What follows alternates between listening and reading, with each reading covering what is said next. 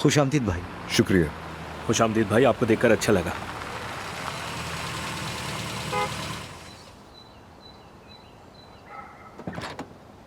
सिनान, कैसे हो मेरे भाई? तुम्हारा शुक्रिया। तुमने सबका बहुत ख्याल रखा। मैं तुम्हारा बहुत शुक्रगुजार हूँ। कैसी बातें कर रहे हो? मैं क्यों नहीं रखता? अरे खड़े क्यों हो? चलो अंदर आओ। नहीं, मुझे देर हो रही है। खैरियत तो है? मैं उस घर में एक पल नहीं रुक सकता। ना सो सकता हूँ, ना खाने का दिल करता है। हर जगह उसी की आवाज़ सुनाई देती है। सोच रहा हूँ कि इस शहर से कहीं दूर चला जाऊँ। सिनान, ये सब कुछ मैं भी सोच रहा हूँ। अगर मैं इतना टूट गया हूँ तो तुम्हारी क्या हालत होगी? मैं तो शुरू से ही डरा हुआ था, जानते हो। जिस दिन मैं ईशा का बाप बना, उस दिन से डर रहा था कि एक दिन उसका असल बाप आएगा और वो उसे मुझसे ले जाएगा। इसीलिए मैंने शुरू में तुमसे बहुत नफरत की, बहुत गुस्सा था तुम्हारे लिए। लेकिन फिर सोचा कि तुम ही तो ईशा के हकीकी बाप हो। तुम उसे मुझसे मिलने से रोकते भी नहीं। जब उसका दिल करता था उसे मेरे पास ले आते थे। सिनान, मैं दिल से बहुत इज्जत करता हूँ तुम्हारी। मेरी बेटी ने तुम्हें भी बाबा कहा। तुमने उसे बहुत अच्छी तरीके से पाला। मैं तुम्हारा जितना शुक्रिया अदा करूँ उतना कम है। एक मिनट।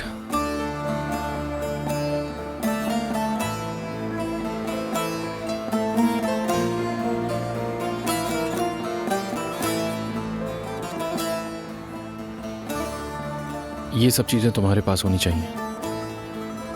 अब ईशा तुम्हारे पास रहेगी। याद रखना, 11 मई का दिन था। उसने मुझे पहली बार बाबा कहा। 10 महीने की थी जब उसने पहला कदम उठाया।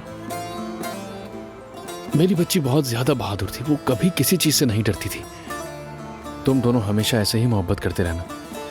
उसकी भी यही ख्वाहिश थी। और इस दुनिया की चालाकियों से बचना जो हमें मोहब्बत से जीने नहीं देती है। कभी भी एक दूसरे का साथ मत छोड़ना। अब इजाजत दो मुझे। खुदा हाफिज।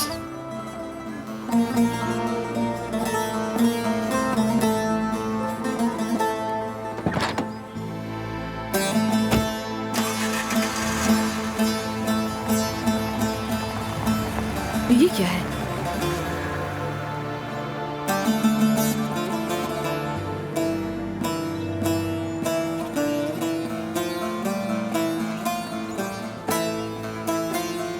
ईशा के दूध का दांत है ये तो।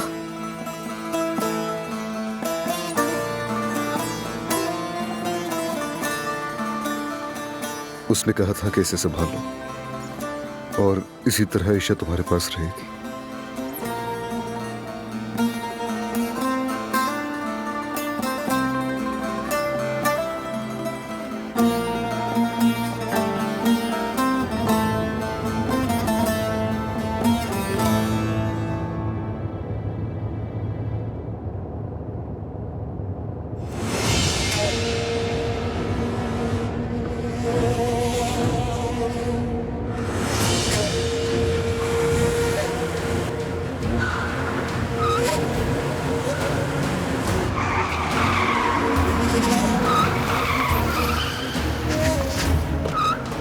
ये हो क्या रहा है?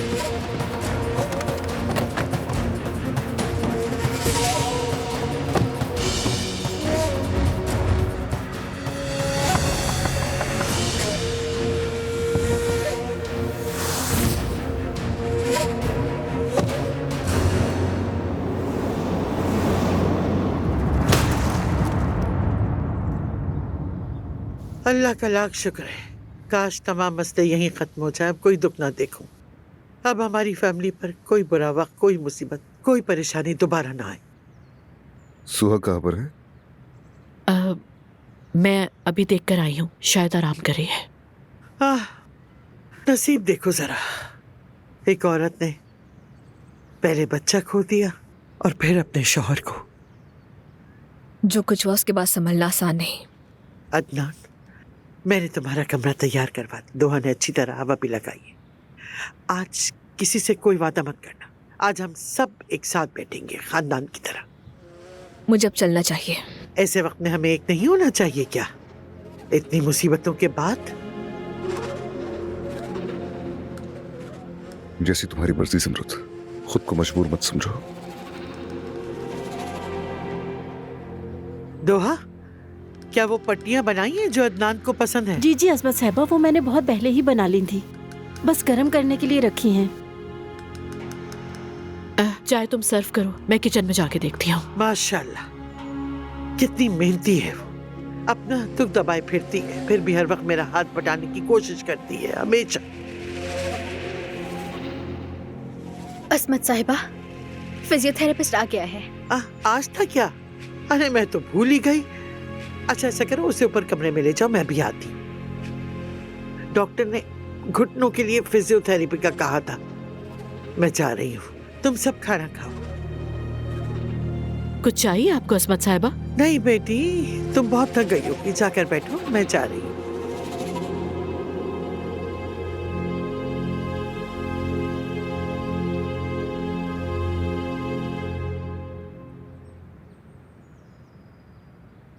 सोहा साहिबा जाग गई हैं, मैंने उन्हें चाय भी दे दी है। अदनान साहब, अगर आप चाहें तो मिल भी सकते हैं। जमरुद चलें क्या? अगर तुम्हें अकेले बात करनी है तो मैं जा रही हूँ यहाँ से। चाहो तो आराम कर लो जाकर, मैं थोड़ी देर में आता हूँ।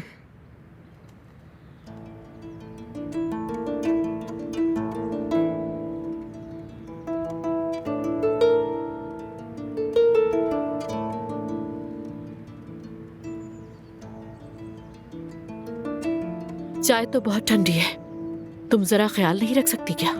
माफ कीजिएगा दानिया साहिबा, मैं अभी गर्म करके ला देती हूँ।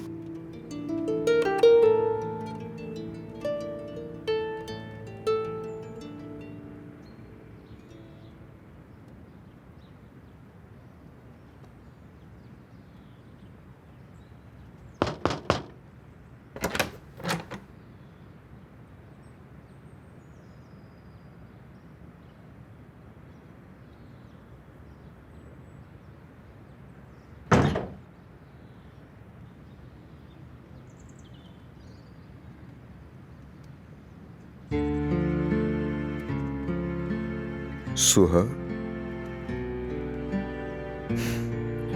सुहा,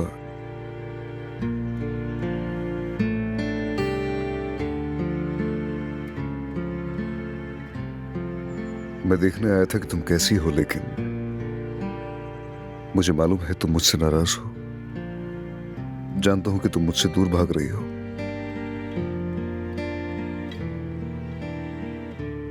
सोहा, चाहो तो मुझे डांट लो, अगर गुस्सा है तो चीख भी लो मुझ पर। कम से कम तुम्हारा दिल तो हल्का हो जाएगा। हम एक खानदान है, तुम मेरे लिए बहुत कीमती हो। कुछ भी हो, ये नहीं बदल सकता। आप हमेशा यही कहते हैं, हमें खानदान है। आप हमेशा हमारी हिफाजत करते हैं। देखो, ये तो मेरा फर्ज है सोहा। ये फर्ज आपको किसने दिया? सुहा, अगर मैं तुम्हारी हिफाजत नहीं करूंगा तो भाई होने का हक कैसे अदा करूंगा? ठीक है, मुझे अब किसी की हिफाजत की जरूरत नहीं, और ना ही मैं किसी की हमदर्दी चाहती हूँ, क्योंकि जहां आप शामिल होते हैं वहां कोई ना कोई मर जाता है। सुहा, देखो तुम नाइंसाफी कर रही हो।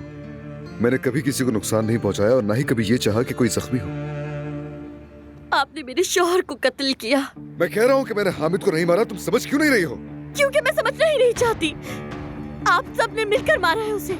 आप लोगों ने उसे जीने का मौका ही नहीं दिया। फिर मेरी बेटी को जीने का मौका किसने दिया, ये सोचा तुमने?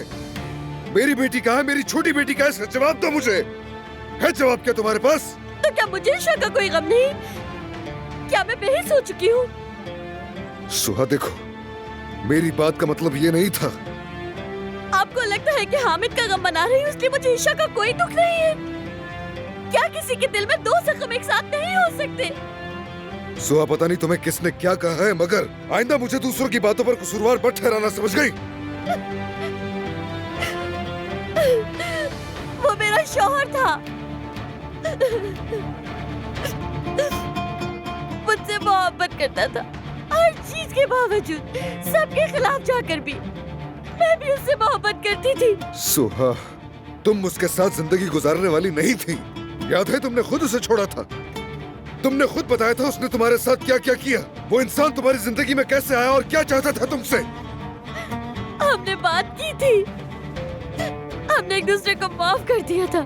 देखो सुहा, अगर वो आदमी हमारे दरवाजे पर ना आता, अगर यहाँ ना आता, तो मुझे यकीन है जो कुछ हुआ है वो सब कुछ कभी ना होता। हाँ तो फिर कहते वो मरने के लायक था। हाँ कहते भाई कि उसे जीने का कोई हक नहीं था। सुहा,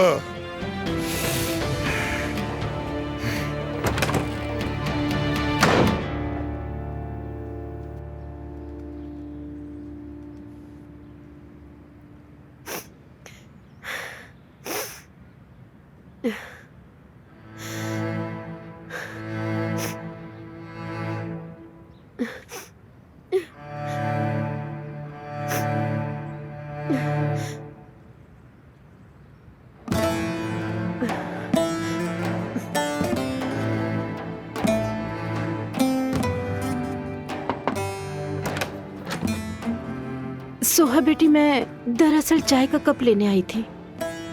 खैरियत है? तुम कहीं जा रही हो? मैं अपनी अम्मी के पास जा रही हूँ। अगर दादी पूछे तो बता देना।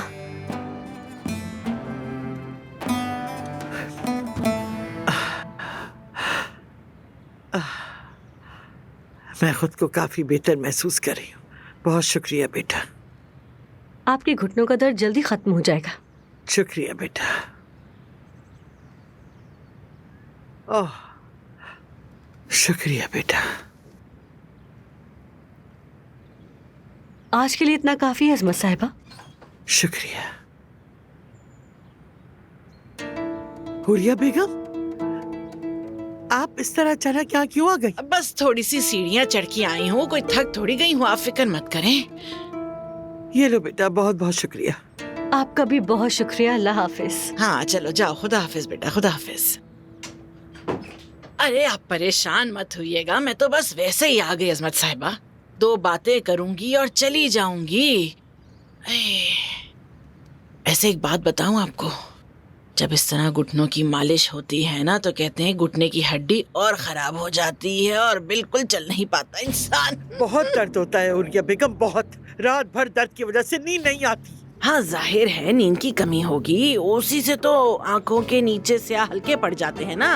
लेकिन खैर आप फिक्र मत कीजिए, हर चीज का हल मौजूद है। आप यहाँ आई क्यों हैं?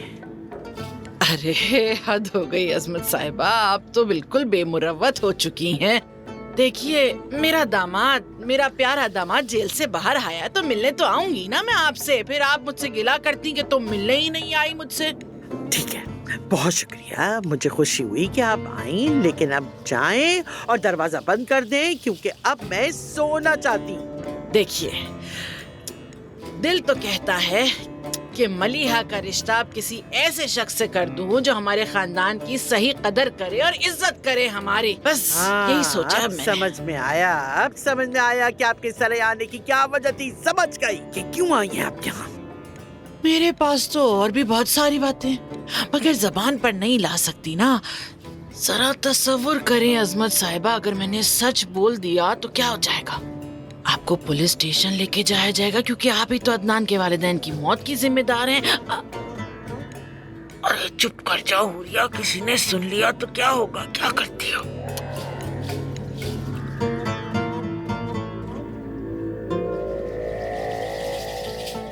और वो घर से कब गया? मैंने लतीफ साहब को बाहर जाते हुए नहीं देखा। अच्छा चलो, एक बात पूछती हूँ तुमसे। वादा करो इस बात को राज रखोगी। क्या लतीफ किसी लड़की से बात करता है? कभी देखा या सुना? नहीं मालूम, मुझे कैसे पता होगा? कभी भी कुछ तो देखा होगा तुमने। मुझे वाकई नहीं मालूम, और अगर मालूम होता भी तो आपको बताना मुनासिब नहीं होता। मेरी बात सुनो, एक दिन तुम देखोगी मैं यहाँ रहने आऊंगी और आकर तुम्हें सिखाऊंगी कि क्या मुनासिब होता है और क्या नहीं।